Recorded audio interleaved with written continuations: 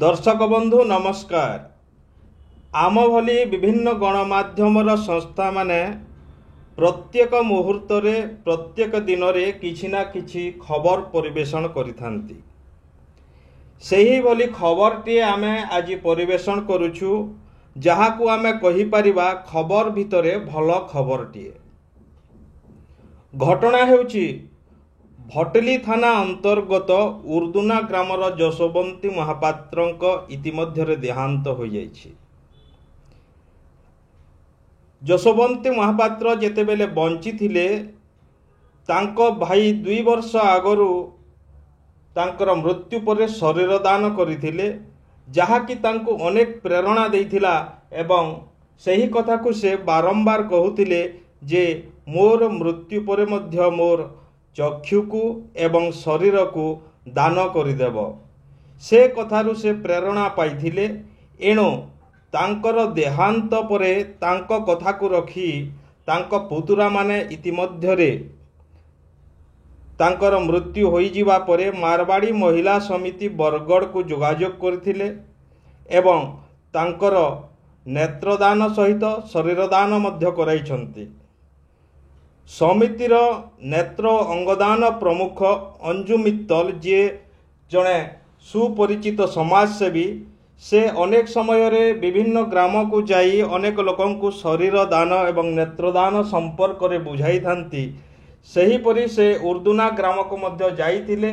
जेहेतु तांको सह किछि परिचय थिला, तेबे एही महापात्र परिवार रो जशोबंती महापात्रंक पुत्रा माने अंजु मित्तल को जोगाजोग करथिले एवं अंजु मित्तलंक संपादन रे स्वर्गता जशोबंती महापात्रंक अंगदान एवं नेत्रदान करा जाइछि।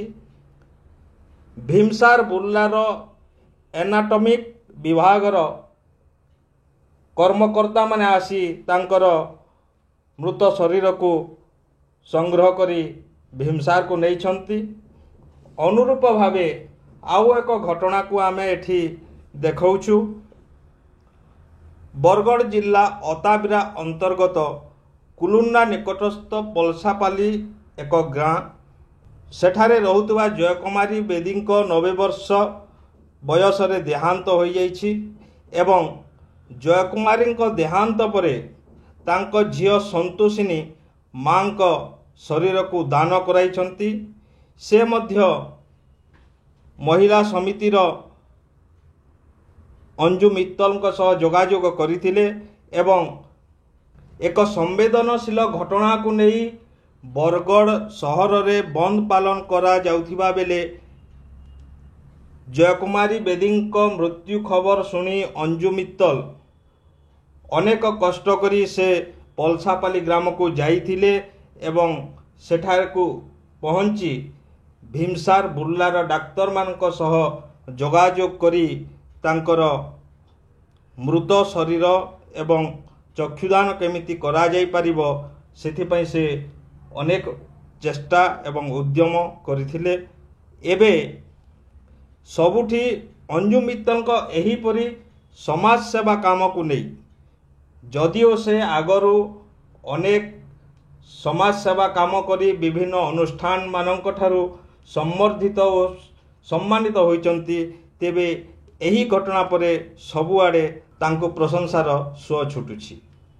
मैं मारवाड़ी महिला समिति से नेत्र अंग देहदान प्रमुख अंजु मित्तल हूँ और इन्होंने मेरे से रवि दादा, नरेंद्र दादा, जिनके पहले पापा का भी बॉडी डोनेशन करवाए थे, पिछले 20 दिनों से कांटेक्ट में थे कि उनकी बुआ का उनको बॉडी डोनेशन करवाना है। तो आज रात को मेरे पास 3 बजे इनका देहांत के बाद फ़ोन आया, तो 3 बजे से मेरे साथ कांटेक्ट में हैं। फिर हमने अपना व्यवस्था से एम्बुलेंस भेजा उरुधुना और अभी यहाँ आए हैं। अभी इनको हम श्रद्धांजलि दिए हैं और बॉडी डोनेशन एक देहदान बहुत बड़ी सोच है और जो परिवार साथ देते हैं हम उन सभी को साधुवाद देते हैं और नमन करते हैं। देहदान से बहुत जरूरी है विज्ञान के छात्रों के लिए, अनुसंधान के लिए। जब शरीर मिलेगा जभी तो अच्छे डॉक्टर बनेंगे। उसी मकसद से हमारा प्रयास निरंतर नेत्रदान, देहदान, अंगदान के पर हम लोग प्रयासरत रहते हैं और हमें समाज का, लोगों का बहुत साथ मिल रहा है। आज दुख सहित कहबार के पड़ू जे हमर बड़ मां बयंती महापात्र ताकर देहांत हो आम परिवार लेके समस्ते निष्पत्ति करूँ माँ भी आगुरी निष्पत्ति करते मोर बॉडीटा के डोनेट करबी बोलिकी से आमको खुश लगुचे कारण जिते बॉडीटा जीवा से छात्र मैंने किसी माने उपकृत हेबे माने प्रदान करवार लगे सुजोग पाइबे सेटा आमर लगे गोटे गर्व और गौरवर कथा आमर काका भी जिते देहांत होते बॉडीटा के डोनेट करते आज आम निष्पत्ति करूँ प्राय परिवार अधिकांश सदस्य बॉडी डोनेट करबू बोलिकी समस्त सदस्य बॉडी डोनेट करबू बोलिकी सेटा आउ गोटे बड़ वार्ताटे आज माँ जेन शहीद माने ये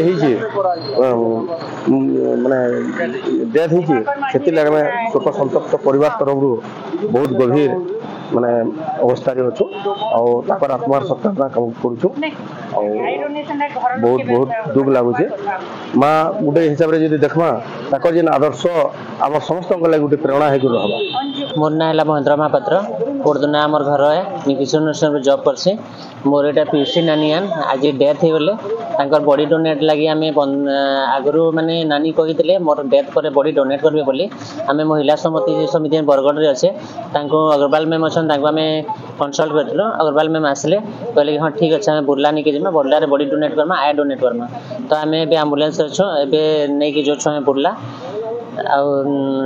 घर समस्ते भी सहमति अच्छे बॉडी डोनेट करवाले नानी तो आगुरी भी थिला तो ओके अच्छे सब आम बुर्ला जाऊँ।